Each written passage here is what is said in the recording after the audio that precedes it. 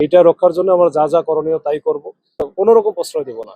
এটা তাদের জন্য মোটামুটি আস্তে আস্তে হয়তোবা যে রাতের ঘুম হারাম হওয়ার মতো অবস্থা হবে। নতুন আসছি, আমি এগুলো দেখেছি এবং ওইখানে আমাদের এখন এই মুহূর্তে কোনো রাউজানের ওসিও নাই।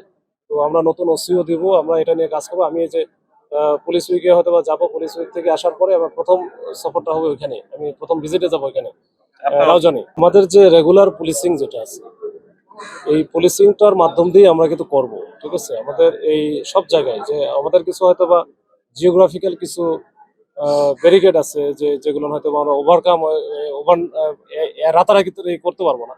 তারপরেও আমাদের সব জায়গায় যে আমাদের এই যে রোবাস্ট পেট্রোলিং বা ওই চেকপোস্ট বা ফুড পেট্রোলিং বা অন্যান্য যে ব্যবস্থাগুলো আছে এবং ব্লক রেড যেগুলো আছে, এগুলো আমরা সবই করব যখন যেখানে দরকার। আর গতকালকের ঘটনা আমরা শুনেছি এবং এটার পিছনের যে কাহিনীগুলো, এগুলো না কিছু জানি, মানে জানার চেষ্টা করতেছি আর কি। তো এই ঘটনাগুলো কেন ঘটতেছে, কারা করাইতেছে, আমরা আসলে একটু সময় লাগবে। তো এগুলো আমরা আইডেন্টিফাই করতেছি। মোটের উপরে আমরা এগুলো আগে মূল্যায়ন করব, একটু যাচাই বাছাই করে এটা কোথায় থেকে কি হচ্ছে এগুলো একটু রুটে ঢুকতে চাই।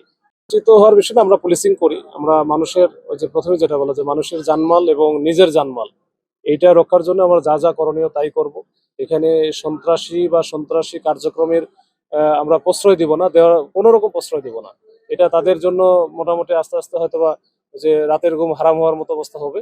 এটা ইনশাল্লাহ আমরা একটু সময় লাগবে, খালি একটু সময় দেন, পরে আমরা দেখি।